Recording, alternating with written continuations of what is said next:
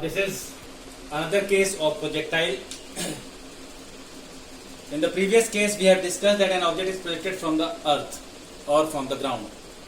Now, this is an object projected from point A at a height from the earth. So, it is the motion of projectile projected from a point, projected with a velocity of u. It again forms a projectile motion and returns back to B. So from O to B, the range is A to B, height is given. If you find the time, again, vertical motion is variable because final vertical velocity will become 0 and only force acting is acceleration, force due to gravity. There is no horizontal force, so ux, that is u cos theta, is constant. Now here, time of flight, definition will remain same. Time of flight, time for which object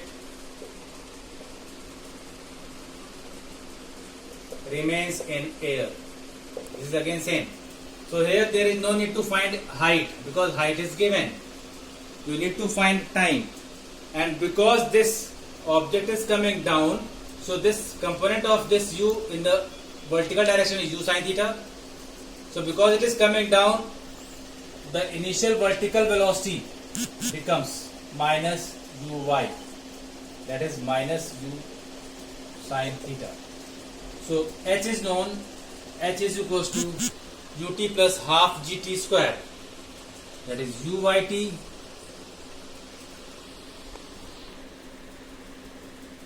ut plus half gt square. Capital T will be the time. Here T is equals to time of flight. So h is equals to minus u sin theta plus half gt square.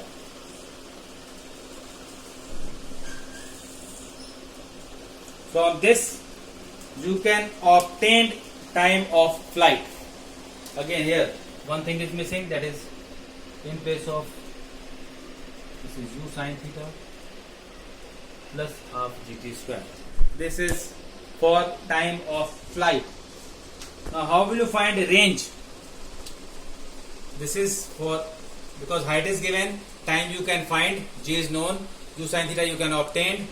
Second is range. Range is again r, that is horizontal distance covered. So r is equals to ux into t. Now ux here is u cos theta into capital T. This will give you range. This is in the case of range. So range you can obtain by putting the value of time of flight.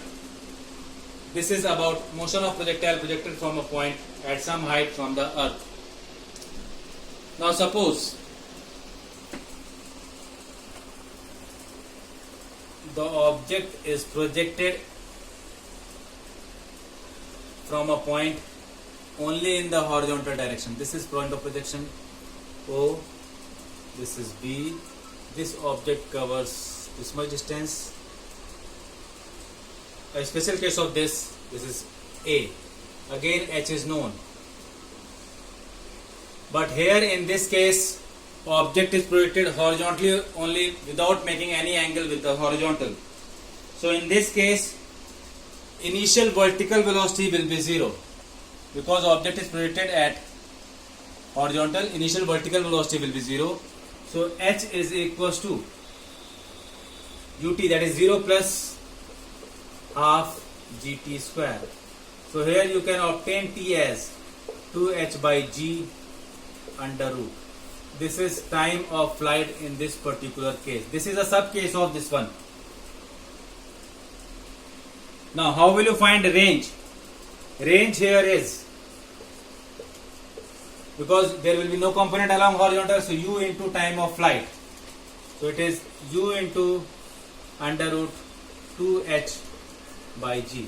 This will be the concept of range. and this is the concept of range.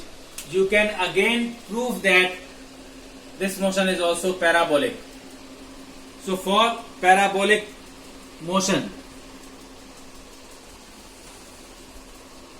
condition for parabolic path. First, air friction is neglected. Projected velocity is less. Velocity is less. Height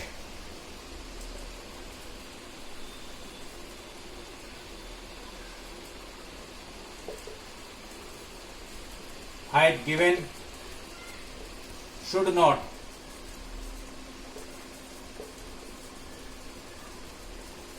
change the value of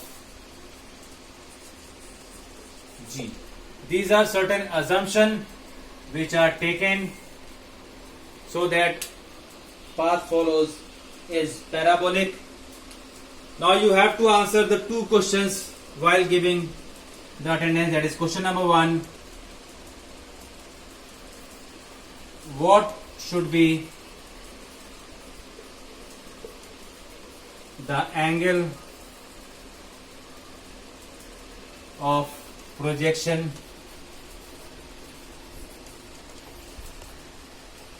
for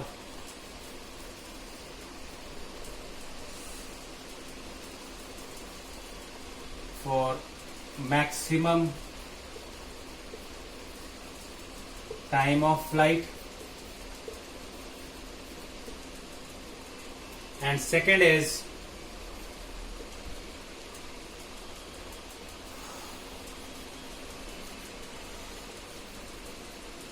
what should be the angle, what should be the relation between angles if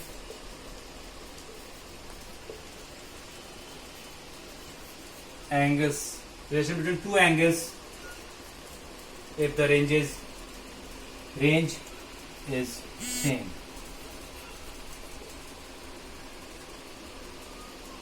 So you have to answer these two questions in your Google form.